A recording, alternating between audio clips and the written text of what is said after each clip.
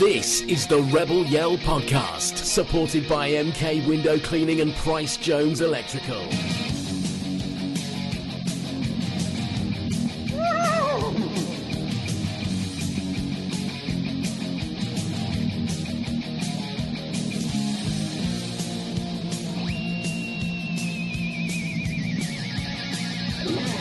Well, a very warm welcome to the Rebel Yell Podcast. What is episode 5, 6?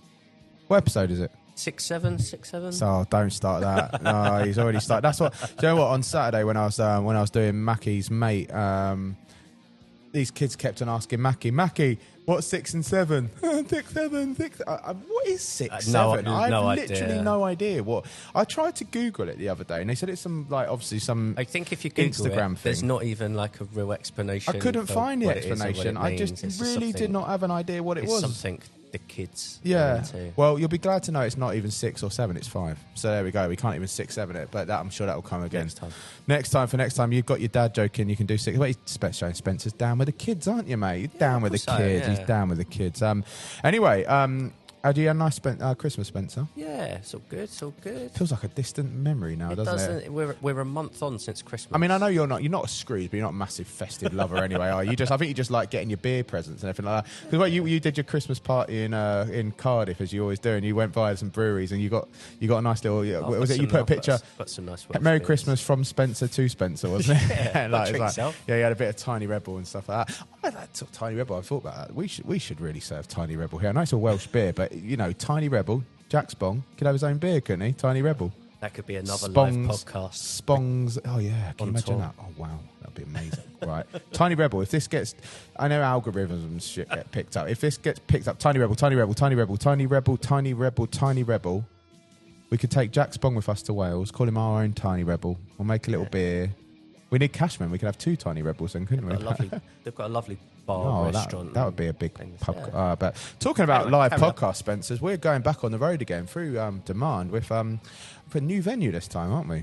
Yeah, we'll be hitting Velo Coffee. Velo at the track, it's called. Although it's at Weather Leisure Centre, so it's got a track there anyway, I think. But yeah, so Velo, who Dave Clement, who's actually Brad's sponsor. We've known him for a long time. Top guy. He's always been a good supporter of the pod, and he always comes speak to us and spends time with us on match days. And he sort of said he wants to do something with Brad being his sponsor, and he suggested doing a live podcast, having him as one of the guests, and we're one of his venues. So it's on, what date is it, Spence? Monday the 16th of February. It is indeed, and it's at Velo at the track, which is at Worthing Leisure Centre. Come down and watch us. There's a bar as well, so it's not just coffee. I was going to add, as well as coffee, there is a bar. There is a bar, and Dave's quite saying it is a bar. We're going to have some special guests. Obviously, Brad's going to be there. We'll have some special guests to announce. But if you always wanted to see us record live, and it's really nice doing it in front of a crowd, isn't it? We really love the support. I mean, we love the support you guys get anyway.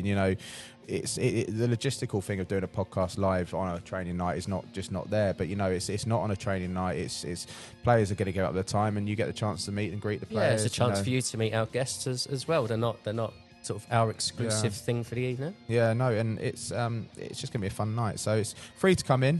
Do come down. It starts at 7:00. Plentiful parking if you've never been to Worthing Leisure Centre. It's just in Durrington. I'm really looking forward to it. Really looking forward to it. Something different. And there's also someone missing, isn't there, Spencer? Because if you hadn't realised by now, it's just me and Spencer. Because you wouldn't have been able to realise that Jacco's not here. Because you would have heard him within a second. I wouldn't have had the chance to speak yet. No, exactly. So Spencer's got a bit more airtime tonight because Jacco, bless him, he's not feeling very well. He's got a sore throat. I mean, something's finally shut him up. Is it not the shouting at Horsham on Saturday? Do you think? I reckon it could have been a bit of that.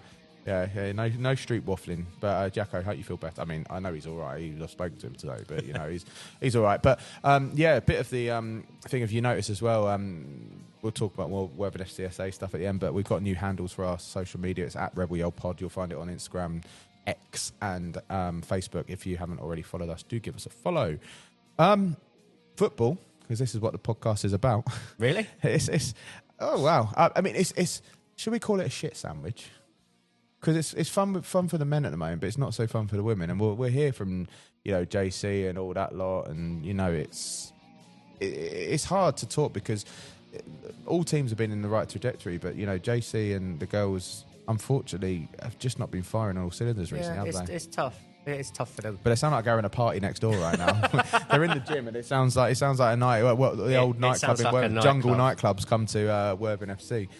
No. It's a tough time for them at the moment with the way the games are going, results, and players in the squad. But I'm sure they can get through it. They've got that togetherness, and with JC as well, I'm sure they can really get through it. Yeah, no, I mean, we're always so behind them, and we've lost some good players. Elle, podcast queen, is hopefully going to get the all clear by the next time we're on the podcast. So obviously that'll be a big morale boost for the team, because she's one of the senior players of the team, and she's been sort of chomping a bit. And talking about Elle, she's had a bit of bad luck her family recently. I mean, sending all her love to Elle and her family. If you didn't know, her family, who's based in Worthing, obviously she's very Worthing. Although she doesn't live in Worthing, she's got a lot of family down here. Unfortunately, suffered a house fire on New Year's Day. It completely gutted the house, and I think their cousins are still in hospital. So luckily, they're still fighting. But and thanks to the people that donated. Yeah, thank you on her behalf and our behalf for everybody that donated as well. Yeah, and that was fantastic. So thank you, and Elle will hopefully be on next month. But yeah, should we hear from JC? Yeah, let's do it. This is the Rebel Yell podcast. Right, JC, welcome back to the Rebel Yell podcast. In a new year, did you have a good Christmas? Yeah, can't complain. I mean, it was quiet, chilling here. Didn't go anywhere, so... You didn't go to sunny Spain? No, not this year, unfortunately. For once, not on your travels. For once, yeah, not on your travels, yeah. He hasn't got a stag do or a party to use as an excuse this time. He's got Christmas with the family. That's why he didn't go anywhere. It's time to save money. Save money for the summer for his next load of stag If I have to go, I have to pay presents for everyone. Yeah. What do they call a stag do in Spain? What would you call it? Despedida. Despedida. It's like farewell. Farewell to be single. Ball and chain, goodbye. Farewell to be single. That's how we call it. Farewell to your life. Despacito. Isn't that a song called Despacito? That's the song, isn't it? Yeah. Despacito. Yeah, don't sing. No, I won't sing. JC, I'm not going to sugarcoat it. It's not been great results-wise, has it, lately, for the girls? No, it's not. Obviously, it's been a tough season. Yeah. We knew from the start it was going to be tough. We still have some good performances. Probably we could pick up some more points that we have, but we didn't. So, that's the reality. I mean, what I've seen, I haven't been to a game since a couple of months, but what I've heard, from reviews and stuff like that, really good in the first half, quite strong, and it's just falling apart in the second half. And that's when teams that we should have maybe beaten, the girls sort of have let slip, little concentration slip, and it's kind of cost the results. Yeah, no, literally the last couple of games in the league, we were 0-0 half-time, doing a quite good performance in the first half. And then, we... That's the truth. It sounds like an excuse, but it's not an excuse. We're having injuries. We're having a lot of problems. There are so many games that we go with 2 players on the bench. And then, when in the second half people start getting tired and you only have 2 players to change... you pay it, and it's when we are making more mistakes, silly mistakes, and we conceding silly goals just because we're tired or we are not that, we cannot keep concentration for 90 minutes. So yeah, it's something that obviously we need to work on. I'm trying to get more players in and trying to change things, but yeah, it's been tough. You talk about the players, don't you? Spence, what are you going to say to me? No, I was just going to say, you got any players due back soon that are out? Well, we just lose players, so I mean, we're going to say because obviously I was going to lead on to that, and it's you've lost 2 big signings, big names in Ella Newman, who came from Lewis and being gone away from the club, and she's stepping back from football.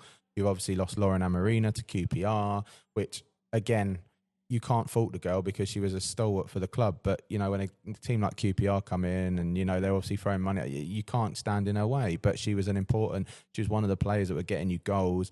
Ella, it was disappointing she stepped away. But are you finding yourself in a similar situation to what happened this time last year, and players are starting to drop? And, is it again because of the distance? Is it because of the league we're in? And is it just the commitment you're worried about that you wanted so hard to try and stamp out this season? Yeah, I mean, obviously last season was a bit different because it was even more strange because we were winning.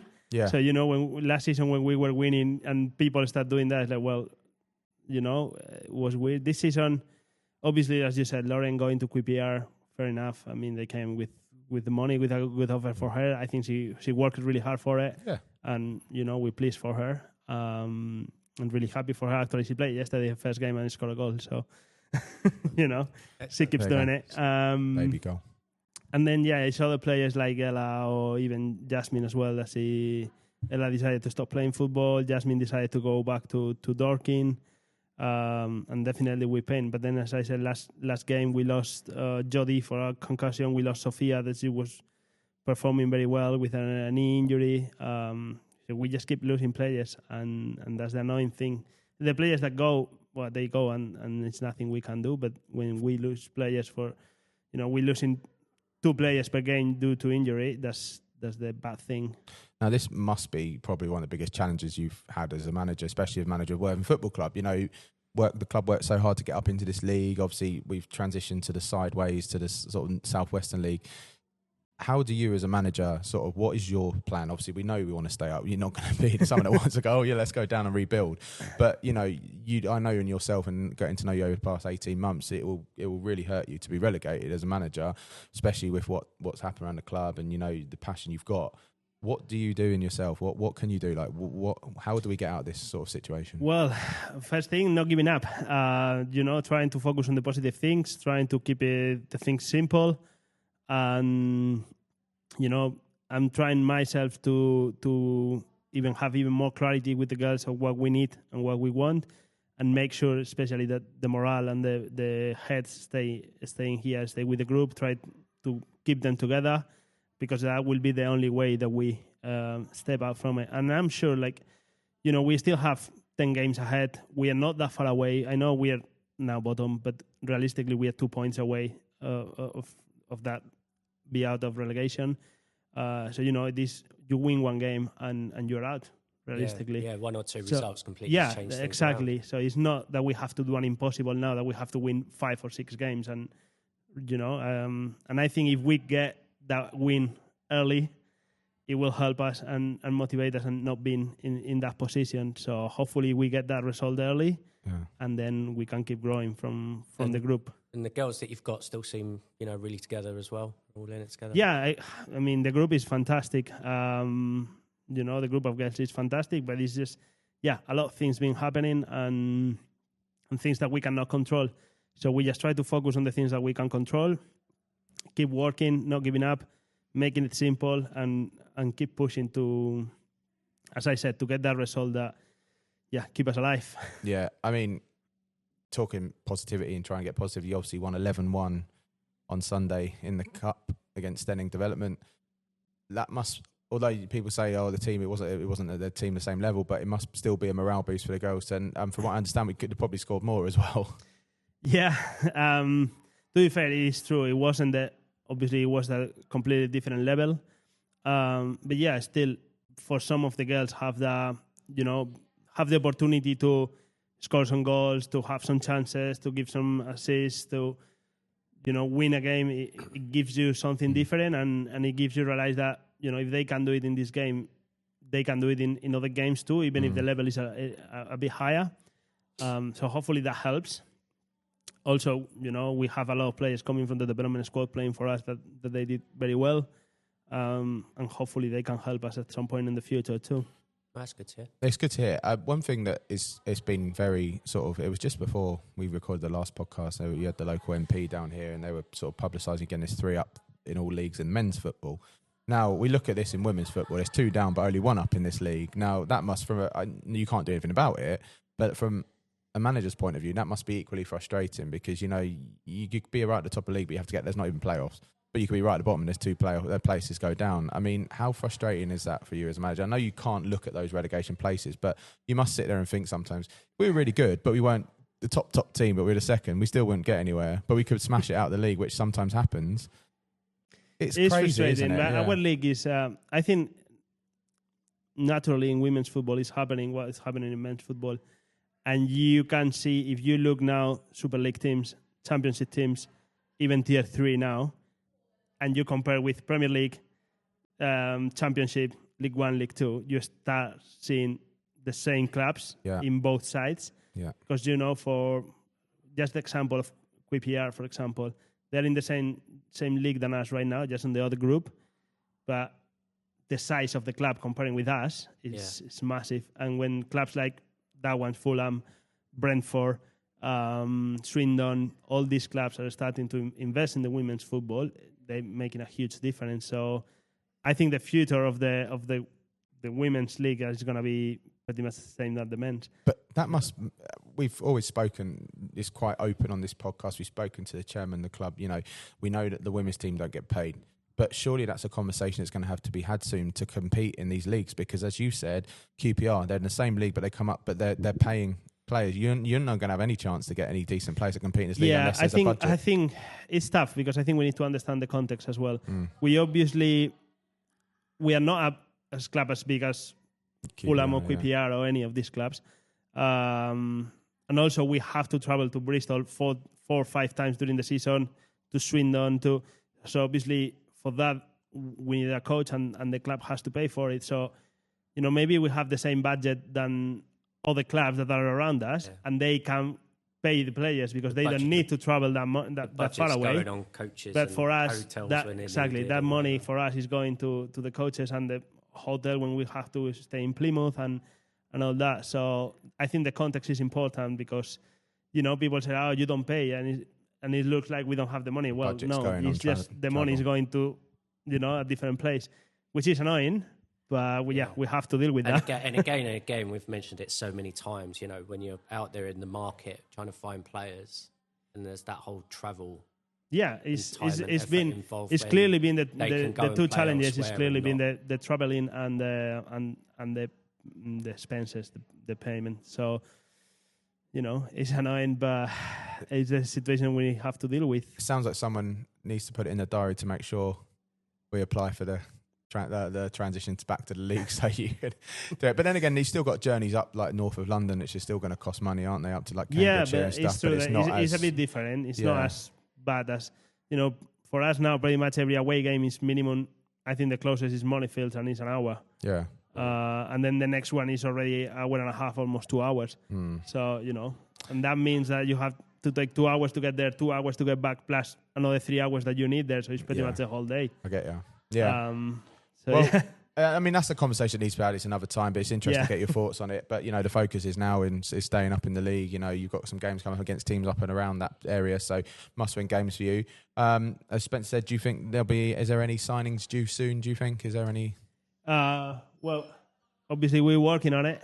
I'm trying to get more players in. Yeah. So we'll see. As I always say, it's not, for our context, it's not that easy, but we need to try. And as I say, at the moment, at this pace, at the pace that right now, we're losing more players that the players that we can get in. So it's been tough. But we're getting there. We already have one player from our development squad that is going to be with us until the end of the season. This has been fantastic. Good. That's great. That's what the whole point hopefully is another well. 2-3 coming. But great. Yeah, he always take a bit more time than when someone decides to leave or decide to stop playing. So. Well, good luck for the rest of the month. We're behind you, obviously, you're in support, and we hope to see next month we can talk about all those wins you're going to get over the next couple of weeks, mate. Yeah. Of course, we will. Thanks, you guys. Mate. Thank you. This is the Rebel Yell podcast. Yeah, it's quite. It's quite, it's one of those things that's quite awkward as us as hosts of the podcast. Sometimes we've not really had to ask a bit tough questions really over the years, and it's not. But you can see JC, he's not giving up. The girls aren't giving up. He's still very positive. It's well in there. But it's interesting to hear what he was saying about the budget that they would have the players is all going on coaches. So hopefully, if we do stay in this league, that might be able to attract a little bit more next season when, if we're up in the league, if that's where the budget can be moved to. It's such a barrier being in the southwest rather than the southeast, It'd be a huge change to the team if they can get that switch over to the southeast where they were. But we'll see how that goes. But it's good to see he's remaining so positive. What he says is true, they're only a result away from moving up the table. Yeah. So it's just a case of getting that result, and once they get that result, who knows what comes after that? Yeah. Well, Elle will be with us at the Coffee Cast next month. So if you want to meet her, come to hear about the women's team and her recovery and everything like that, and a little bit about her herself, come down on the 16th of Feb. So should we talk about the men's? Yeah, go on. Because we haven't been on since the end of November. And the men, if you haven't seen already, as this pod goes out, are top of the league. A little bit of a blip lately. I cannot believe that anyone listening to this hasn't noticed would be top of the league. I may be wrong. But there might be the odd person, you never know. But they're living under a cloud. What's the saying? Living under a rock. If they, we don't want to live under a rock. No rocks. No rocks. No rocks on this podcast. No rocks on this podcast. That's a swear word. But yeah, it's not been a bad couple of months, has it, Spencer? No, we've been going really well. You know, we've had a little bit of a blip recently, but you know that's always going to happen. You just can't keep going the way we were going. At some point, something's not going to go your way, and it's all going well. Even though we've had a blip or two, we're still top of the league. It's a blip, but it's not an awful blip, is it? It's like just dropped a few points, really. It's not just. And we've not been out of games. We've not had anyone turn up and absolutely smash us. We've had injuries. We've had all this and all that, and that's what really suffers. But that's what's going to happen. I'd rather us drop points by drawing and having tightly contested games rather than getting spanked. Do you know what I mean? Yeah, and we've had some really good games as well. Some really entertaining games. Although the Salisbury game felt like a bit of the old Hinch ball, didn't it? Like score 4, concede 4. It's the moment you saw the starting 11 and there's no central defenders, which we knew anyway. Yeah, because of Harry and Joe being out. Yeah. So you kind of knew it was going to be that kind of game.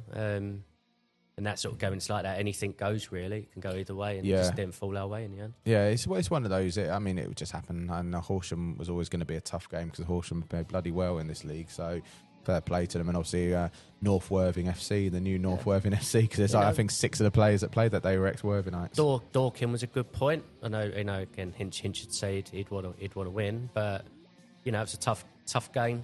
Pressure was probably on the team a bit because of the size of the crowd, etc., and under the lights. But I think that's the sort of point you look back at the end of the season, and you probably go, "That was a good point at Dorking point." It makes a difference, and takes the couple of points off of them as well. Well, should we hear from Hinch? Let's do it.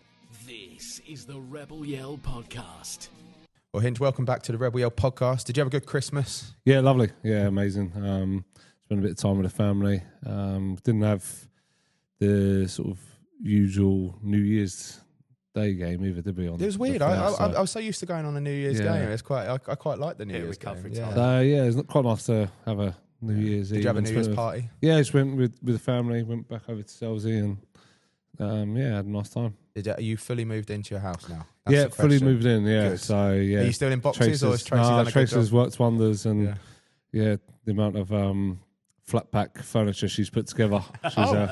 We know she's a good woman, but doing all that, I bet. Well, if you've been at training one day and you come home and she's like, I've got this new thing erected and I've got this bed, this sofa and all that. That's what it's been like the last few weeks. Go home and something else that she's bought and put up. New job for her there, handy woman or something like that. There's good money to be made hiring you put flat pack furniture. They make loads of money. You see them advertising outside IKEA. They put things on cars sometimes. All she needed was that store to be built in Lancing, and she would have been all gone if that had been built. You know what I mean? We're all in. We obviously sold everything and rented up in York, so we had to sort of start again, and we're gradually getting there, but really, really settled. Do you feel like, I know you said to us before, it feels like you've never been away really, and you come back to a place you know and love, and do you really feel like you've been back for you can't only believe was it October you came back or something, and it's or September, and it's like you've been back 3-4 months, but does it feel like you've never been away now? It does a little bit. Now fully sort of settled and got into the rhythm of the full-time, what the full-time model looks like here and stuff like that, and taking kids to their clubs in the evenings and stuff like that, getting back into that sort of stuff again. So it's really nice, really, really settled, and it's nice to be able to go with the eldest as well, and obviously he's got a little one, so if we both have days off together, we can go for lunch and stuff together, which has been really nice, and see a bit more of sort of granddaughter, which is family, it's lovely. I think that's what it's all about. So really settled, and I'm really enjoying being back on the South Coast. Nice. Well, we're enjoying you being back on the South Coast, aren't we, Spencer? Oh yeah, aren't we? Christmas present was quite nice, wasn't it? Top of the league. Yeah. Hard work, great results. You must be pleased with how it's all. I mean, we've had I wouldn't say it's a blip. We've just had a few so-so results recently that I know knowing you would frustrate you. And I think we've there's no hiding it. We've been on such a good run that it was nice on Tuesday to get our first win of 2026. There we go. Oh, I didn't think it was, wasn't it? Didn't think it was going to come on the 20th of the month, but we got our first win. But I honestly think like the performances. You look at all the stats from the Horsham game, the XG that we had, the possession we had, and stuff like that. It was. If we keep playing like that, the results are going to come. I think the disappointing thing for that game is we conceded so soon after taking the lead.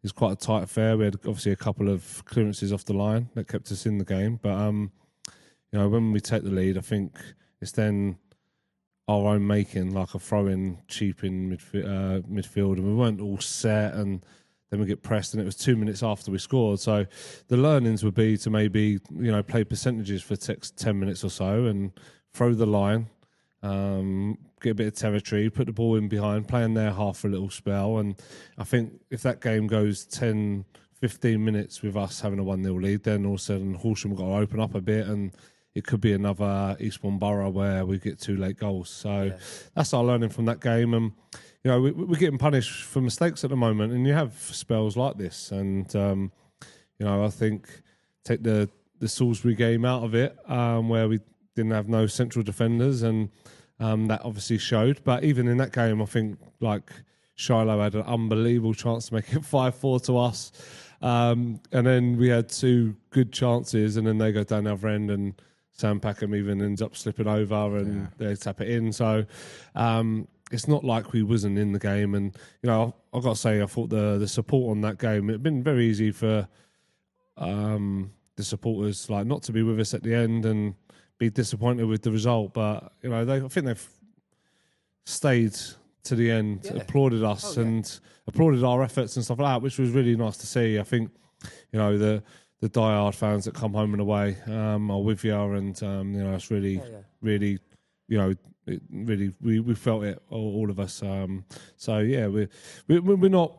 It's not wholesale changes. I do think it's a little bit of luck that you need, and you get punished for your mistakes at certain times in the season, and we just got to keep on believing in what we do, and I'm sure the results will turn. I think the problem is because, especially you as baby manager at Worthing, we've had so many successful years. When you get the blip, you sometimes see the comments online and stuff, and it's just like, I know you don't personally read them, you can't be odd, but it's funny because when you have these little blips, and any good team has blips. I mean, for God's sake, look at teams in the Premier League like Man City, like they're meant to be the best team in the world, and they lost to Bodo Glimt the other night or whatever it was. Teams have blips, but it's how you come out of it. And fans will always be, the real fans will always be there. And, we always know. And, we go to Worthing to enjoy the football, enjoy our friendships. And that's what it's all about. And, you watch football. Can't say it wasn't an entertaining game. We were on the wrong side of a result, but it's football for you. I was going to say, what an example of the players going at it till the end and the fans sticking with the team until the end was the Chippenham game. Yeah, definitely. I mean, we could see as fans, it's coming. And it's sticking with it. And in the end, we was unlucky not even to win. No, definitely. I think we again 2 very poor goals. We gifted them goals, and we weren't marking in the box. And then when the team comes and sits in a low block, the first goal's big, and then we pass one back. But then the response to keep going, like I say, we had. The one that rebounded back to Nath. Nath had another good opportunity. We had some good opportunities to go and win the game. I think if we're not still creating chances, if we're not still having lots of ball and playing how we want to play, then I think there'll be a lot more concern than what there is. We're obviously disappointed with the results from the points tally from 2026 has not been nowhere near to our liking, and we're a bit disappointed with that. But we honestly believe if we keep playing how we play, that will quickly turn. We're still there in the mix. Yeah, that's it. Yeah, I mean, if you would have, when I first come in, said that we'd be in this position, then I think we all would have took it, and we'd all been saying that you were probably a bit deluded to think that could happen. So we got ourselves in a great position still, and 20 games to go, 60 points still up for grabs, and we want to try and get as many points as we can out of those 60. Do you have a target in your head? I know you'd never say that. Do you have a target for points? No, as many as we practice, all 60. Yeah, I think sometimes we can, after 10 games, you want to try and get double the points sort of thing. So after 20 games, can you get to 40 points? After 30 games, can you get to 60 points? Yeah. And I think sometimes then you get a little bit pressure looking too far ahead. Like, what if you don't get there and stuff like that? So, honestly, just let's concentrate on Bath away. Can we be the best version of ourselves? Do all we can to try and get 3 points, and then as soon as that's done, move on to Hampton. I know it's not what all the fans want to hear. They want to say, "Oh, we've got a definite 100 points total," and that's completely not the case. It's one game at a time. It reminds me of the season we obviously went up through the Isthmian League, and we had that almost that pressure on ourselves against Horsham on that game to get the, was it 100 goals, 100 points or something like that? Rolls me. And it rolls you still, because I think everyone had that so much pressure, and almost like I think everyone was talking about it, the fans talk about it, the players probably were talking about it, I'm sure you were talking about it, but maybe, as you say, you've had that pressure and then it falls and you just get yourself so annoyed. But I know we were so close to it, it's natural to think, we'll get to 100. Yeah. I don't know whether there's a bit of that's come in, like the players have worked so hard to get to the top of the league and now they're there, whether they're feeling a bit of pressure from being at the top of the league. So I'm trying to take that all away from them and just say, look, let's just concentrate on our performances. Yeah. And if we keep performing like we're performing, then we know that will then turn into results. Yeah, I think Horsham, we can go back to on the Horsham game just gone this past weekend. It's I thought when we scored 1, we'd score 2, 3, 4, and then it was away at the beginning of the season before you were manager again. But I think Horsham had a very good game. It's amazing what Dom and the team have done. I know you don't know Dom personally, but fair play to Horsham. I think it's great for Sussex football, and it showed a record attendance. And it's great to see them doing well, because I think no matter you talking to their fans, I think they're saying, we won't get anywhere near the playoffs at the end of the season, but the more and more results we get, the safer and safer we're going to be. And I think that's great for Sussex football. Yeah, of course it is. Like I say, done an amazing job. There's so many, you got the added incentive of so many ex-Worthing players out there. Well, we could call them North Worthing FC now. Now that you're not in York anymore, we can call them North Worthing FC. I think there were 5 on the side. Yeah, and Sparks, and you had Aguia, you had Barker, Miki, Shan, Lawyer 6, half their team. That's what I mean. And they got added incentive. Obviously, Dom's from Worthing as well, so a little bit of added incentive for him. That all into account. It probably was a fair result. I don't think we quite done enough on the day with our play, but we're disappointed that getting that 1 goal. I think the top teams that go on to win things see them games out, and that's our learning, and that's where we want to improve. Yeah. Tough month ahead. Saturday, it must be hard to prepare for Saturday, probably knowing it's possibly going to be called off with the weather. If it's not, it'll be a nightmare pitch. It'll be a horrible pitch. If it isn't, Pay, how would you train for things like that? Because obviously you train on 3G here, it's going to be a horrible boggy pitch if you do, Pay. And that's where I think last season we lost the chance of promotions when we played Welling, when we played Hornchurch on their horrible boggy pitches. Is there anything you do as a manager to try and get the players prepared for that, because you can't really physically train on that? Obviously, Broadbridge Heath on Tuesday would have been a good example, but we obviously didn't play as much football out from the back, because I remember a game that we went to in the Isthmian League title season, and it was East Forest away, and the pitch was... Oh, absolutely. Kev Goals and Pete Vale on commentary. I can't that was forget about unbelievable, the pitch. I've never seen anything like it. And I've turned up and gone, look, all that work we do with possession, let's get it forward and play all our football in their half of the pitch. And I think we got a 1-0 win that day and grinded it out. And they're the ones you got to do and to get you across the line and win your title. So, might have to mix up how we play a little bit. But, we go down there, we assess it and see where we are. And I think we've got, different ammunition now. We've got some physical players now. We can play up to Ollie on the left-hand side. And, so we've got some big defenders in now, so we can cope with teams sort of like putting it down our throat a little bit as well. So, I think we've got to be able to mix it up a little bit. And you're not always going to get games where it's going to be pretty and you've got to play percentages. And, what becomes then is the basics, your clearances, good headers, and winning second balls, winning your duels, and they become vital in these type of games. A few new signings. What are your sort of thoughts behind them? Yeah, I just think the Salisbury game just highlighted where we were with the squad. Obviously, no centre halves. Cookie suspended. H was injured. So that really, we was really full stretched and. Two of the young under-18s on the bench, and To be fair, the board have take note of that and backed us. And we try to change the forward areas if we can, and probably to our detriment a bit on against Horsham, maybe change them too quickly because you had them sitting there and you wanted to change it and have an impact when sometimes you're better off just keep on rolling with the players you got. But I think we've got that option now that we can change 3 or 4 at the top line and hope that they can come on and have an impact and impact the game in different ways. So, yeah, I think that's going to be a real key for us. Really like the looks of Romero from the other night as well.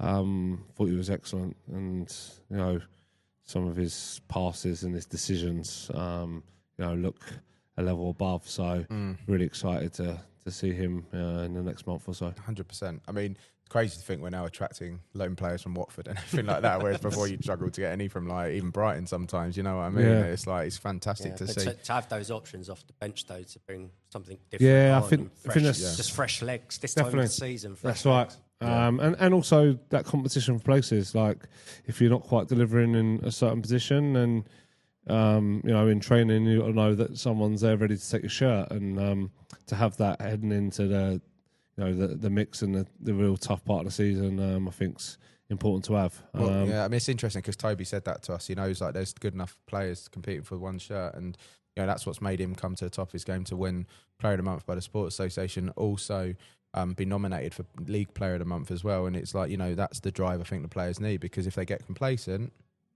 that's when results stop. It's about getting the balance right as well, because we're real big on the team spirit and everyone being together and coming together. And if you keep blooding too many and have too big of a squad, then you're obviously going to get disgruntled players because they think they're never going to get near the squad as well. So it's important to get the balance right. But I feel we've now got a squad that allows us to make some changes. And I think this time of the season as well, with, like you say, the heavy pitches, you are going to pick up a few more injuries. There's going to be a lot more wear or tear on the bodies. There's Saturday, Tuesday on grass pitches, 3G pitches, different change of surface. And I think the whole squad in this next month is going to be needed.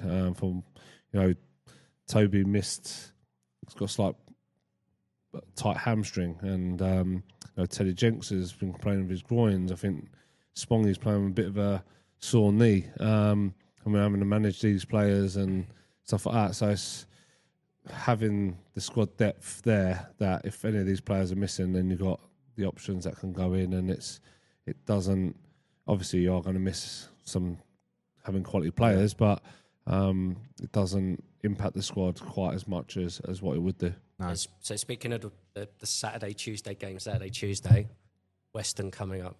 Saturday, Tuesday. Tuesday double header, yeah. How's that? It's mad how it's all come about, and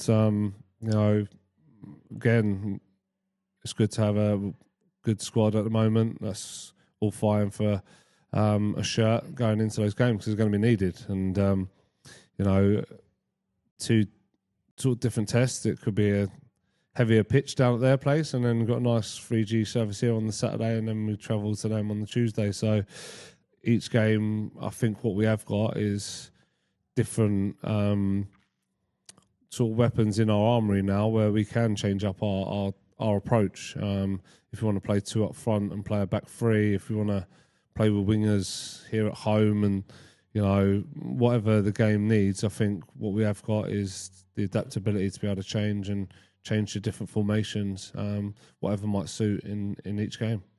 I guess that's where the games, I was going to say to you, I was going to ask, like, how do you plan? But both managers must be thinking, we're playing each other within the space of a week. It's like, you're going to learn from each other on the first game, but it's a different surface. That's an entirely different game, isn't it? Yeah, really? It can be, because you expect the game to be a bit quicker paced here at home, and you've got a bit more of a reliable surface there. You're expecting it to be quite heavy and probably a slower sort of game, and all those sort of factors come into it. You can travel on a Tuesday night to Western, and it could be blowing of gale. It could be. Can you do it in a cold, wet Tuesday night in Western? Right, That's it. And then you could get there, and it could be absolutely pristine, and it could suit. Yeah. Oh, okay, we'll get our footballers out, and I think we've got now the adaptability within our squad to be able to mix up our sort of game. Obviously, you stick to your principles to stay the same, but within that, your sort of game plan from game to game can change depending on the opposition.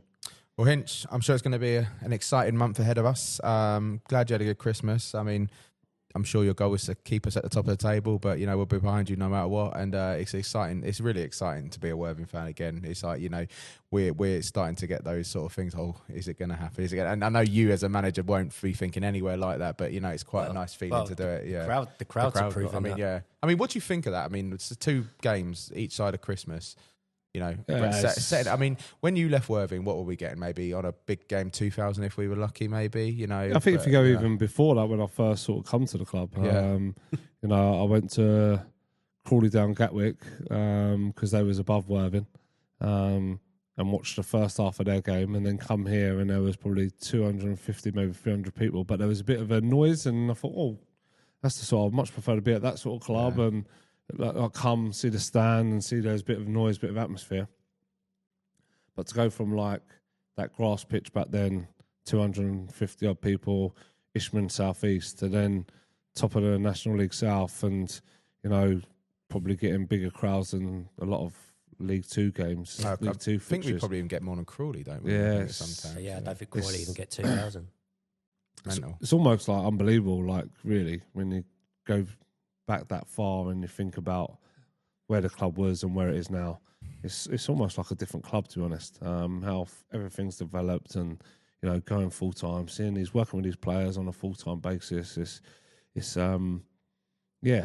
everything that the club sort of have worked towards and promised to deliver. They're sort of 9 times out of 10 do deliver. So you've got to take your hat off to them. And obviously, a big part of that's been George coming in, and well, he said it was wasn't it one of the largest towns without a professional football club in the UK, or at least the South Coast. Yeah, you look at, we got similar sort of size town to sort of maybe Portsmouth, haven't we, or a little bit smaller. But I think times of people that one thing I am noticing, in like more and more people sort of like spot you and recognise you if you go through Worthing now, and it's like, damn it, I can't go out for my morning coffee. Like, shit. And it's going to have to get a personal shopper to go Tesco's. Yeah, not only that, which is nice, obviously. J&S Security Services. Yeah, and more like it's more like sort of Worthing the badge, like more hats and memorabilia so many people now around the town, don't you? And down front in Worthing scarves and hats and shirts. I saw someone walking their dog in Goring the other day with a Worthing beanie on. I was like, that's so weird. That's what I mean, you never used to see anybody. No, that's what I mean. I think like that just shows you how far it has come on. I think you'll do well now on any given day to walk or drive your car through Worthing and not spot someone with a hat or beanie, like say a cap or scarf or something with the Worthing badge on now, and it just shows you, where the club's going, the trajectory the club's going, and really great to see. I think it's what you would have dreamed of back then in the day, and now it's coming to reality. And it's, get the badge in. Yeah, get the badge in. Get the badge in. You'd be going to Stone Island / Worthing thing. Or Mike White's done something at Dorking like that, hasn't he? Like some sort of like collaboration with I think a hat brand, isn't it? New Era or something like that. So why can't we do a Stone Island with Rebels? I don't know. You'd love it, wouldn't you? You could actually wear the badge this time. No, it's great to see. I mean, that Chat GPT picture I did of a Worthing football stadium might have to come true if it carries on going, because we can't be fitting nearly 4,000 in here every week and it being a fun atmosphere. So property developers, watch out. We're building a ground somewhere. You want to build houses soon. But anyway, Hinch, that's another story. We're going off on a tangent here. But thank you for your time. Pleasure. We'll see you next month at the Coffee Cast. Yeah, that'll be good. Yeah. Cheers, mate. Thank you. Thank you. This is the Rebel Yell Podcast.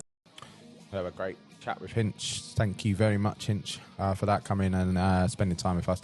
One of the things we now organise, if you haven't noticed, is we've always organised it, the Player of the Month, but we've now taken it online as a digital format. It's worked really well, Spence, hasn't it? I think we've got really, really good response. Really good response. I mean, there are ways and means we could always improve it, but for what it is, and we haven't had what we had at the end of the season with the girls vote with one of their players getting like 2,000 votes. So we haven't been hacked by the bots yet.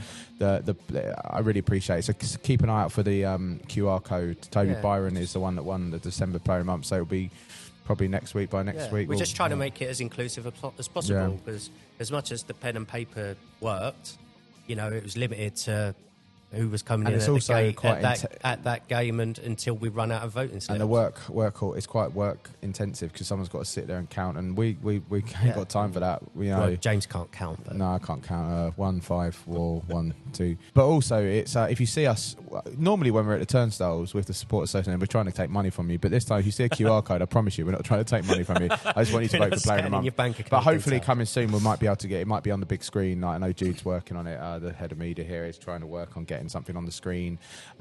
So yeah, just do vote. It's great. And you know, Brad was the first one for digital voting, and Toby is the second one. And what we're going to do now, obviously, if it's same player of the month last month, we won't. But it's going to be a focus for the podcast of getting the sort of player of the month on if we haven't had them on recently or before. So without further ado, let's speak to player of the month for December. Football Toby Byron, Supporters Association Player of the Month on the line for December. Toby Byron, welcome to the Rebel Yell podcast for your first appearance. How are you? Hi, Toby. Hi guys, I'm good, thank you. So congratulations, firstly, on the Player of the Month award. It's been a pretty good month because you were also nominated for the League Player of the Month as well, weren't you? So I think, as we said with Brad, I think we set the standard for Players of the Month with the Supporters Association, and they're just watching what we do and they can't make up. But it's been a good month. It's been a good month for you, mate. It has. So how have you settled in since you come to the club? Obviously, didn't play as much to start with, and sort of Hinch came in, and it's almost like sometimes what happens with a new manager. You got your opportunity, and you've definitely run with it. Yeah, definitely grabbed it with both hands. Yeah, definitely. I mean, yeah, as you know, obviously wasn't getting much playing time with the previous manager, and obviously, yeah, as soon as Hinch came in, I think like the system, the way it's worked, just fit me perfectly. So. Yeah, and the coach staff, everyone just filled me with confidence. So yeah, it was a good December. I think even before that, like I had a couple of games before, like the FA Cup. I think it was the first game that Hinch managed, wasn't it? Yeah, Forest Green. Obviously, that was against Forest Green. Yeah, but I think even then, I feel like we had kind of like a newfound system and newfound energy. And just try to kick on from there, really. Yeah, it was really noticeable, you know, the moment Hinch came in, even just that very first Forest Green game, you know, how up the team were, how up the players were compared to previously. Yeah, I think we as players, we know how good we are. And I think us just trying to come together and be like, listen, we know what we can do this season. And we just kind of have to be like stick together. I think the vibe in the change room, I think Joe Cook said it earlier this season, like it's one of the happiest I've been like in football in a very long time. And I think that's telling with like the type of players we have in the change rooms and the type of staff we have around us. Yeah, no, that's really fantastic to hear. And you know, Hinch has always got belief in himself and his players from when he speaks when he speaks to us. Yeah, no, definitely. So yeah, I think we just have to keep going. Obviously, it's had a couple dip in performances as of late as a team, but we'll be back. I'm sure of it. Now, Toby, obviously you came to Worthing as one of Aggie's signings, so you know you were brought in under that manager. He's moved on now, and you know there's been lots of opinions, and you know what we've said. You know, since Hinch has come back in, he's taken pretty much Aggie's squad and also reinvigorated them almost, because I'm sure you can admit the start of the season, it wasn't a bad start, but it was quite a slow start, and it seemed to be quite sluggish. And it felt from a fan's point of view, where were we going to get the results from? Where were we going to get these points? Are we going to be challenging up the top of the table? And you've just almost qualified that by saying, you know, Hinch has come in, you know, it's the happiest changing room you've been in, you know. Was it frustrating for you as a player to be signed by a manager and then not really being played? Yeah, I mean, it's obviously it's going to be frustrating for anyone being in that situation. Like, I think, no, I mean, it's happened before, like where I felt like whoever it is that's brought me in has just kind of not really had a chance to look at me, or they might have their preferred players who they're starting. And I think what the difference between Hinch and obviously the old manager Aggie, I think that Hinch is not afraid to change up. I think that's the main thing. Yeah. I think he's given everyone a chance. And if he hasn't, then he's he's very forward, and he's like, okay, this is the reason why, or this is what you need to do to change. And he's very like, there's no what's the word? There's no he's very straightforward, so he won't like keep anything. He won't try and just like sweeten you off, and you know what I mean.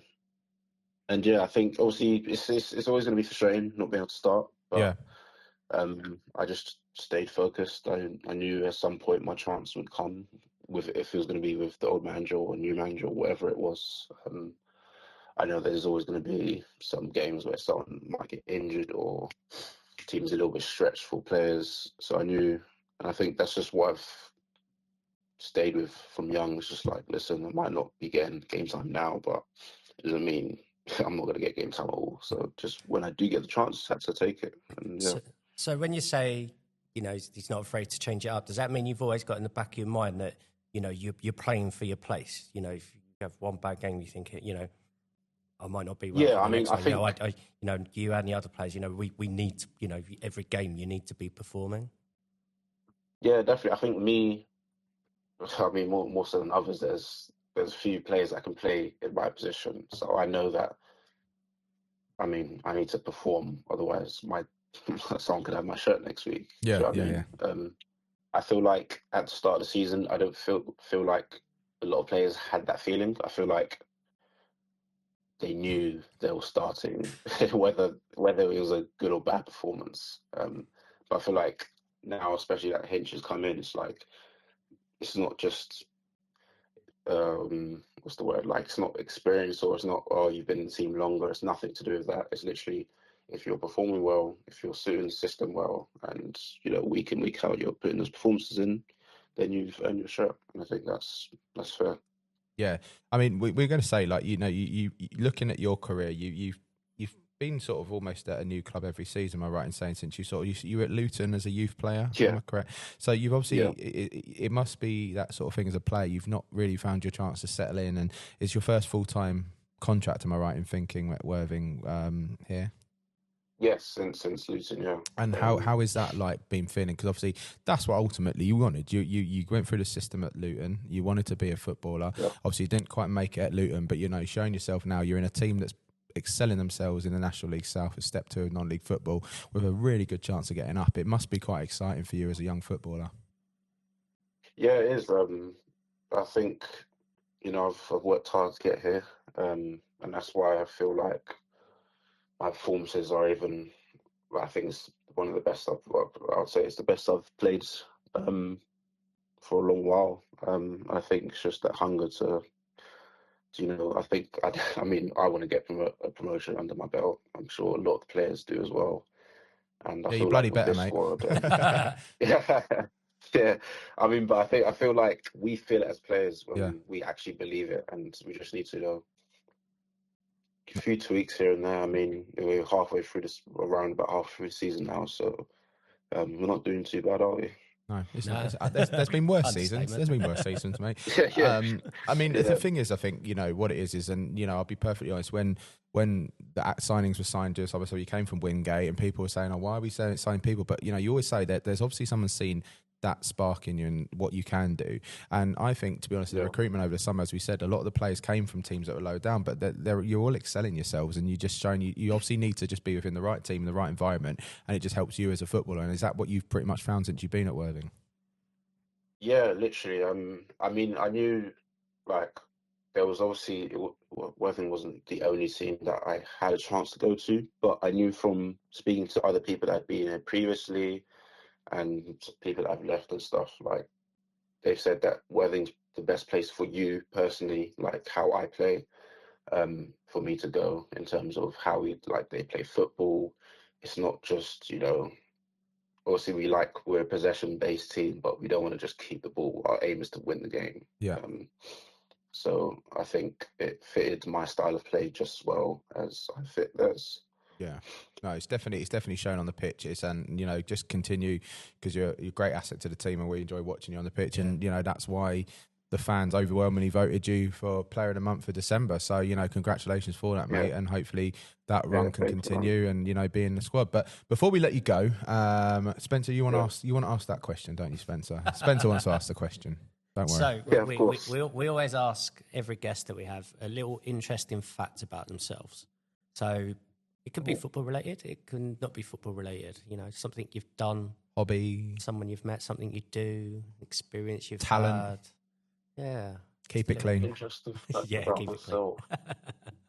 Yeah, that no worries. Family show and all that. Interesting fact on myself.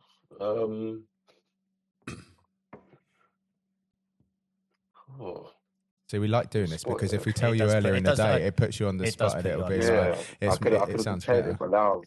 I mean, let's think what we've had to give you some inspiration. We've had a women's player who had one of her organs removed. So she played without one of her, was it a kidney? Kidney. One of her kidneys removed. We're like, wow, that was caused through a tackle. Yeah, playing football. One of the current members of staff apparently dated a supermodel briefly, Kate Moss, apparently. Don't believe that at all. And you can find it out. It's not a playing staff, by the way. And it ain't George either. Yeah. What else have we had, Spence? We've had... God, what else we had? It's just top of the head. We've had... They're the ones that stick out. always jump to mind. And that's not the level we're setting, by the way. We're not expecting you to have lost any organs or gone out with supermodels. Yeah, do you know what it is? His partner's a supermodel in his eyes, aren't they? Innit? You know what I mean? If you've got a partner right now, they're a supermodel in your eyes, mate, I'm sure. I'll get that in there before you get told off for not saying I'm dating a supermodel. Yeah, no worries. Yeah, should probably listen out. Yeah. I mean, I model. There we go. Okay, so who've you modelled for then, mate? No one big like that. No fashion magazines or anything. So did you ever hear of Alex Parsons, who played for us a few years ago? Yes. So during the pandemic, obviously everyone was growing their hair and doing their own beards and everything like that. I bought a hair trimmer, and I thought this guy looks really familiar on Amazon, and it was bloody Alex Parsons sitting there with posing with his thing. So there's one. So what have you got that can compare to that? Oh, nothing like that. I've been in a couple commercial. There you go. Advert type stuff. Not much. Yeah, I'm just trying to. Not much. No, not much. Not much. No, it's really not much. Well, there you go. Palso was as well. He was in an advert. Yeah, and I mean, I had blonde hair back then. So. I think we need to dig these photos out, and you're never going to show them us, are you? We're going to have to do research. Anyone listening? If you go on the Insta, you'll find it. Don't worry. We'll find it. It might be quite far down there, but so if anyone wants to make a flag to put the picture of the Toby Byron fan club, you can do it with your blonde hair or something like that, a retro. No, that's good, mate. That's good. No, that's good. That's good. No, we like that. Yeah. Other than that, I mean, I was listening to what you're saying. I haven't broken any bones before or anything. Well, we don't even talk about it, mate. Just do not talk about it, because we've had enough injuries this season that have hampered us a little bit of recently, and which have maybe a little form of dip in results. But Toby, thank you so much for joining us. Appreciate you coming on your line, spend a bit of the evening with us, and look forward to seeing you on the pitch. Hopefully on Saturday against Bath, but with this weather, I wouldn't be surprised if you ain't playing on Saturday, if you know what I mean. Look after yourself, mate. Training anyway. Catch up, and I hope you've got Mackie the Mackerel toy proudly displayed on your mantelpiece somewhere. Yeah, I do. Don't worry. And that bubbly's being chilled for whether now or the end of the season, or it's gone already. I don't know. Yeah, that's still later. Don't worry. There you go. He's chilled it, mate. Thank you, Toby. Take care of yourself. Okay. Thank you, guys. Mate. Appreciate it. This is the Rebel Yell podcast. He's a model. Yeah, he's a model, and he's looking good. And he's very coy about it. Very coy about it.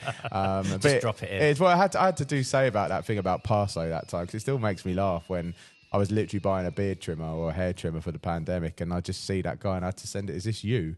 And it was just so funny. It was a random thing. So you might see Toby Byron pop up, and we have to keep out for his blonde hair. It's great to hear from him now how much he's really enjoying his time at Worthing, and and he's how much his play's improved. Yeah. Because I think it's with the team. I think it's it must be frustrating to sign for a club and not really get the opportunity to play, and then you get a new manager in, and he's excelled at that, and it's great to see. It's great. It's worked wonders on the pitch. So it's worked wonders elsewhere. Fantastic. So well done, Toby. Yeah, you can see the confidence in his play. Keep it up. Keep it up. He's come on leaps and bounds in the last couple of months. Well, I'm pleased to say, Spencer, we've now got our old feature back from Chris Haig, who's weirdly gone to work with Aggie again. I was like, okay. There must have been some humble pie eaten by Aggie, I think, to get Hagee back after the end he's got of the a coaching season. role now. He's got a coaching role. But we've tried without much success to get a sort of view from the changing room back on the podcast. I still don't like that name. Well, you from the locker room. I mean, what would you call it? I don't know. What could you? It just sounds a bit sinister. Anyway, a player update, and we had this one because Harry Ransom's Hi, coming Rebels. Trump. This is Harry Ransom speaking. Just thought I'd give you an update from the players' side of how we think the new year has started for us. Obviously, we've had a few different results. So I'll start with the opener against Chippenham early January. Really disappointing not to win that game. We went into it obviously being top, they're bottom of the league. We expected to do better than we did, but I have to say I thought we did really well to fight back and get that draw and maintain our home record for a bit longer. Because we're really keen to keep that home record and make it a proper fortress with your guys' support behind us. Then we obviously had the Salisbury game, which sadly I missed with a little injury. And I think that one was very disappointing. You can't score 4 goals away from home and not win the game, or at least get a point. So that was, on reflection, as a squad, we were disappointed and we felt like we let ourselves down that day.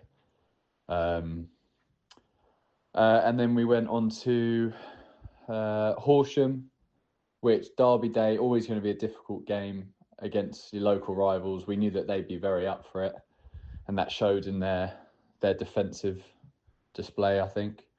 I think we definitely did enough to win the game. We just need to have that killer instinct in front of goal to just finish them off and then not concede the way we did, really. We were very disappointed as a back line with that one. But on a more positive note, obviously, semi-finals of the Sussex Senior Cup, good win against Broadbridge Heath. I think the pitch made it a real battle and a real hard performance. And I think we showed up and we showed that we can win it when it's not quite as pretty as we want it to be. So we're really excited to be going into the semi-finals of that. And then we're still top of the league going into Bath this Saturday. So I think we're in a really good place. We really appreciate all your guys' support. And just please keep supporting us and keep encouraging us and push us over the line for this next half of the season and be that 12th man. That's it from me. Cheers. Cheers, Harry. Cheers, Harry. Don't worry, we're right behind you. Don't worry about that at all. Why does that sound really sinister when you say that? We're right behind you. Talking about semi-finals. Culver Road. I hope it's dried up by the time we get there, because I ain't standing behind that goal. It's going to be bloody busy behind each side of the pitch. That's the only thing with Culver Road. I do like it, but it's just when it's been raining, it's horrible. I remember, when was it? A couple of years ago when all those kids were slipping and sliding behind. I remember Jedson Price going fully along full front. Jensen. Was that when he was a little shit? Oh, he's still a little shit, isn't he? He was that's one of the people I think from the pandemic. He used to be a little memory, shit. Someone offered him 20 quid to do it, and it took no thinking at all. There you go. Well, that's all the money he likes playing on with the 50-50, because now he's gutted more people are doing it because of 50-50 now. There's too many people having... we got 350 quid. Our prize fund is sold out of tickets. It probably could have been nearly 400. We're going to compete in with Euro Millions soon. I know, you better get. And there's no rollovers. Well, here's a rollover. Well, no, they don't, because it gets donated to charity. They get three games to claim it, or 2 games to claim it, and then I think it's donated to our charity pot. But talking about 50-50. Thanks for the support. Not only is it a record for the stadium, it's a record for our 50-50, and we ran out of tickets, as we said. So it's amazing to be. Get more. Yeah, we're going to have to order some more. We thought we had enough for the season, but we're going to run out. So for those that don't take part, just find us at the stall by the turnstiles. Come get your ticket, pound a ticket. And talking about that, we're pleased to announce tonight, and when we launch this podcast, which will be in the morning tonight, whatever. we've got half price membership for the rest of the season for the WFCSA, so it's now down to £5, and is it £2.50 for kids? I think is it £5 for kids before? Whatever it is on the website, I can't off the top of my head now.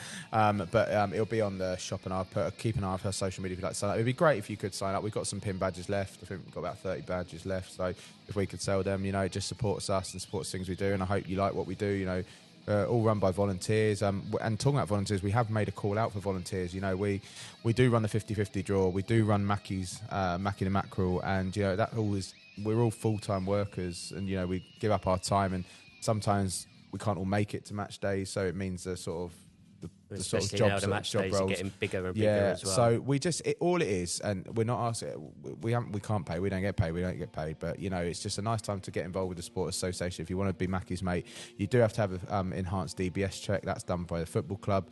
But even just selling 50-50, get a chance to chat to fans. You know, chat and make some new friends. If you're new to Worthing FC, and you know you maybe came for the first time against Horsham or Dorking, one of those extra thousands of fans we've got. Why don't you come down, join the Sports Association, come and help out? You know, it's a really rewarding role, isn't it, Spence? I mean, we've been involved in for 4 or 5 years now, and you know, it has its moments, but it's a really good opportunity to just meet people and be part of the Worthing family. But you know, anyone who's interested in being Mackie's mate, then that's a chance to really meet a lot of people. Yeah. And well, you saw my friend Jack came with me on Saturday in a game, and he came around the pitch with me, and he was so excited to be on the pitch. Like, you know, we're used to it, but you know, he's just like, it was amazing for him to be on the pitch and taking photos, and he said it was just so much fun. Yeah, so such you know, a big game, you know, if you're Mackie's mate, your name's on the list to help, so you don't have to buy a ticket. So if you haven't got a season ticket, its name's on the list to get in. So don't worry about that, and you know, just come and enjoy it and have fun. But if you can do it, get in touch with us on our socials. We're at Rebel Yell Pod or at Worthing FCSA. Yeah. Email info@worthingfcsa.co.uk. Or come speak to us at the table on a match. Yeah, and talk about worthingfcsa.co.uk. Our website is nearly ready for its relaunch. So we've been relaunching it. That's why there's no been online availability. But it's going to be good when it's launched, and it'll be a bit more up to date than it was. Because again, it's one of those things that, you know, with any sort of voluntary role, it's quite intensive. So we've tried to make it easier for people to use within the committee and to update the website, so it should be all updated with all the minutes and, you know, all the things like that. So do support us when we're online, and some new fun features, and some what is it? Have we got fun features on it, or just Spencer Services? He's got his own page. Yeah, we've got the opportunity to put blogs up. And also, if you want to do a blog, if you're a budding writer, if you're at college and you want to, you know, you want to practice and you want to get into sports journalism or something, why not write for our blog? It's completely, you know, we'll have anything. We've had people over the years. Pete, bless his, God rest his soul, he used to do a blog, and you know, we had Darren, was it Darren? I think he was Corner Club guy, which I haven't seen. I hope he's all right, actually, Spence, because I haven't seen him for a long time, and I haven't heard from him for a long time. I don't know if anyone looks out for him or knows him. Give him a thought what we're thinking of him. But the website is coming soon. Spence, I just wanted to touch on it. There's a statement sent out today by Keith Mitchell, COO, about the fan behaviour, because I'm starting to get a bit embarrassed and sick of it, to be honest, because it's just it's not what we're about, is it? You know, no, it's as the statement says, it's not a unique Worthing problem. It seems to be a current trend, especially in non-league football, for these, you know, football lads or whatever they like to call themselves, all look the same. You know, getting themselves all over social media and bragging about it. But it's good to see the club are trying to be proactive and do something. You know, there's the I was going to call them banning orders, but they're not banning orders. They're football behaviour orders, yeah. And they're getting in place, and you know, the police have been involved already. And it might be funny if you were a kid and the policeman knocks on your door with your mum and dad, and it's going to be pretty embarrassing for you, isn't it? You know. Yeah. I mean, Danny Dye's an actor, so when you watch the Football Factory, it's not real life. Yeah. Green Street ain't real life. They'll watch too much Football Factory as well. Yeah, I think it's like It must also be when they're all leaving home and they're all dressed up in their Stone Island and their Burberry. Stone Island. Yeah. It's like, I mean, I can't talk about Stone Island. I like a Stone Island, but I don't go out and cause fights. But I mean, again, you know, the security is being increased in certain areas of the ground. They know where.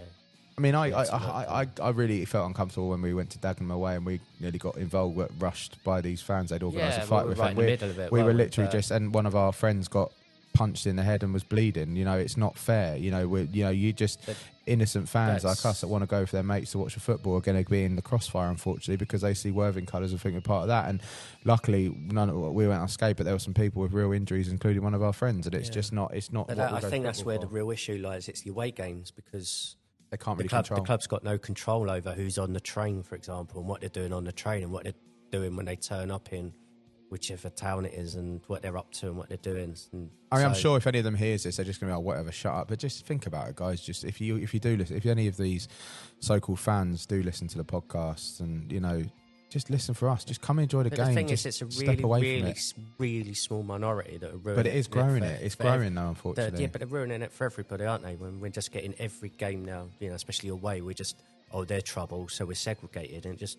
We saw Mark White's comments. I mean, he was thinking Barry organised it, which was a bit ridiculous from him. I mean, Barry's completely against it. I mean, come on, Mark. I know you're a bit of a sensationalist, and I've got a lot of time for Mark. But he loves the quote, doesn't he? But what he said that he's going to do at the club, it could affect us at future games. Like, I don't think he'll get away with it, putting a free bar behind our away dugout and getting a load of wrong-uns behind her, as he quote said. I don't think that's really going to fly, and I don't think it will happen. But Mark, don't stoop to level. Don't cry wolf about it and say you're going to do the same thing worse. I think that's of the moment. But of the moment, you're going to be. I mean, he used it as an excuse, but you're gonna they lost that game. You're gonna use it as a. But we've got incredible support. We've got the best support in this. 3,800. But not even just numbers, just the support. We've got the best support in this league by a country mile. 100%. We have got a really good reputation for our support. Generally when we go away, everyone comments how good our support is, and we just don't need the one or two ruining it for everyone. No, and it's a shame, but it is what it is. That is it. Mackies are still available, aren't they, Spencer? You still got a few Mackies left, and they're going to be transferring to the club shop soon. So we're still probably going to have a few online, but you just go to the club shop if you want to buy them. Or if you're at the club shop buying something, then pick up a Mackie as well. Pick up a Mackie. It's a bit scary, but it's cute in some ways. But yeah, that's that. That's all about that. Oh, he's not here. He's not here. We don't know what he's eating. He's eating something, I'm sure. 100%. I don't know. Chicken? He doesn't eat the chicken here, does he? Anyway, better we can do this instead.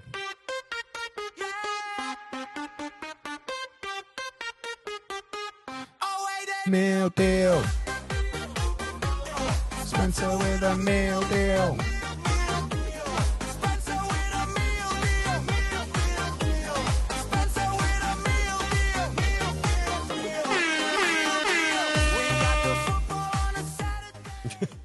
I know we talked about it before, but I mean, it was before Christmas. Did you have any Christmas meal deals in the end? No. You didn't really. I know it's not just an away day meal deal, because there's not many away days you've been in. We've had meal deals. Eastbourne isn't worthy of a meal deal. It's half. Could have been a breakfast meal deal, couldn't it? Were you in a car? Were you in a coach? Yeah, I was on a coach. And then didn't go to Salisbury. Sure, if I'd gone to Salisbury, it would sound quite plain. I saw Tesco's have got some really weird new ones out after the Christmas ones. I don't know. I know you're a co-op one. Tesco's have always got some kind of special limited edition sandwich or wrap, which I've been drawn into too many times because they're always pretty rubbish. Although I do like a coronation chicken one. Yeah, it's not special. Because the thing is, when they have the special ones, if they were that good, they'd do them all the time. That's my. I'm surprised they haven't done a Dubai chocolate sandwich or something like that. There was a thing the other day on YouTube. I was flicking through the world's largest Dubai chocolate factory and how they're coping with the demand. I was like, is it one of those fads that have just gone now? Do you know what I mean? I thought that's one of those flash in the pan things that was gone, and it's now moved on to something else. But there we go. But yeah, you'll probably get a meal deal on Saturday for probably. Bar. If you go to Bar. If we make it to Bar. Maybe. Are you going to Dover? Not sure. Maybe not. But that's worthy of a meal deal. Clackett Lane meal deal. It'll be a Mackey's, won't it, probably? Clackett Lane meal deal. It's always Clackett. It's bloody Clackett. I mean, I just wish that's why I'd be in a national league, because we'd actually be able to bring back Spencer services. Yeah, and try some Northern Mindias. Yeah, where are we this week? Are we at Clackett or Cobham? Yeah. No, it's just, Anyway, Spencer's meal deal, stroopwaffling. We haven't had much to stroopwaffle because Jack's not here, so we can't really do that, really, can we? Well, we'll get double off of him when. Well, actually, you can do some live food reviews while we're at Velo. Yeah, we should get what do they do? Is it just coffee and croissant? Yeah, but whatever it is, he can give. I'm sure he'll be sausage roll. I'm sure he'll be giving something a taster while he's there, and he can give a live food review. Yeah, Velo Coffee Company at Worthing Leisure Centre, 16th of February, 7 o'clock. Be there or be square. We'll squeeze some more plugs in as we go along. Anyway, thank you to our sponsors, MK Weed and No Cleaning, and Price Jones Electrical, for their continued support, and Velo for putting it on next month. We do appreciate that, and look forward to that, guys and girls. But that's it from us tonight, isn't it, Spence? I think there's not really much else to report. Don't forget the live podcast, Velo at Worthing Leisure Centre, Monday the 16th of February, 7 p.m. Yeah, and if Spencer's got a new autograph he wants to sign, that it's worth a bit of money. Ask him for his autograph. Mackie gets asked for his autograph now. He's got bloody pen on his fins. Mackie, it's funny. Mackie never really thought about having a podcast or something. Mackie's now having to prep one. But it's some pre-printed photo cards. Stamp. Oh, good idea. Stamp that you can hand out. Maybe once we run out of stickers, we can give out I Met Mackie photo, like Polaroids. Who is it before? Is it Barry always says I've always got these weird, stupid ideas of merch and marketing and yeah. Oh yeah. Yeah. Could be a next thing. Well, I mean, what comes with Mackie hats? You could have the fin head. God. No. Anyway, I think this is when the podcast goes really off a tangent. But thank you for listening. Do join us at Velo at Worthing Leisure Centre for the Rebel Yell Coffee Cast live on the 16th of February at 7 o'clock. Spencer's been good. Thank you. Thanks to our guest Harry for his update. Toby Byron, Hinch, JC. Good luck for the teams for the rest of the month. Yeah, and we will see you then. See you on the 16th. Up Rebels.